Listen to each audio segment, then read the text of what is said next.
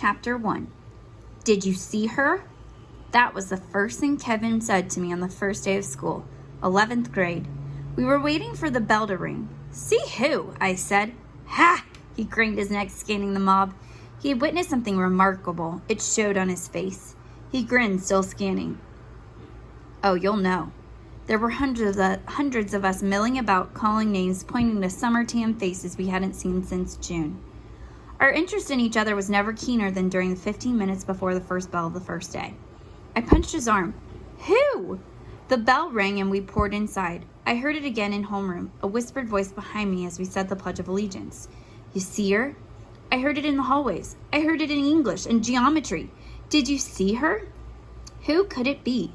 A new student? A spectacular blonde from California? Or from back east where many of us came from? And then, in earth science, I heard a name.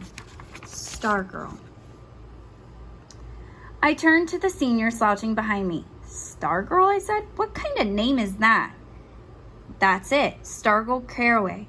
She said it in homeroom. Stargirl. Yeah. And then I saw her at lunch. She wore an off-white dress so long that it covered her shoes. It had ruffles around the neck and cuffs and looked like it could have been her great-grandmother's wedding gown. Her hair was the color of sand. It fell to her shoulders. Something strapped across her back, but it wasn't a book bag. At first, I thought it was a miniature guitar. I found out later it was a ukulele. She did not carry a lunch tray. She did carry a large canvas bag with life-size sunflowers painted on it. The lunchroom was dead silent as she walked by. She stopped at an empty table, laid down her bag, slung the instrument strap over her hair, and sat down.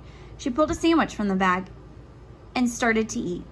Half the lunchroom kept staring, half started buzzing. Kevin was grinning. What'd I tell ya?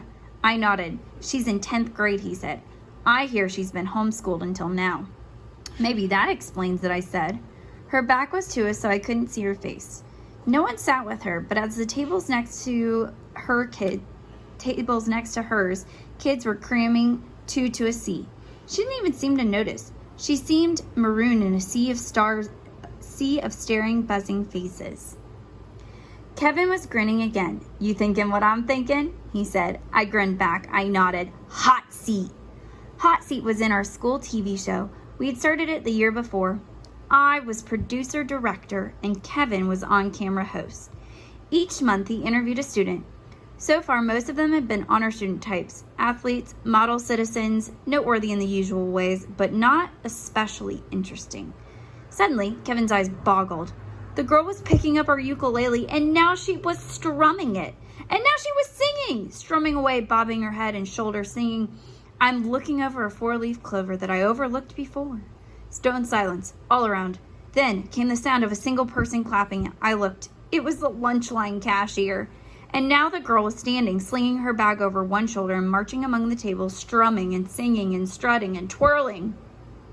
Head swung, eyes followed her, mouth hung open, disbelief. When she came by our table, I got my first good look at her face. She wasn't gorgeous. She wasn't ugly.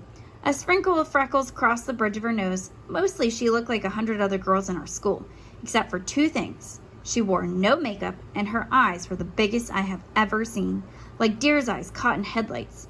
She twirled as she went past, her flaring skirt brushing my pant leg, and then she marched out of the lunchroom. From among the tables came 3 slow claps. Someone whistled, someone yelped. Kevin and I gawked at each other. Kevin held up his hands and framed a marquee in the air. Hot Seat. Coming attraction. Stargirl. I slapped the table. Yes! We slammed hands.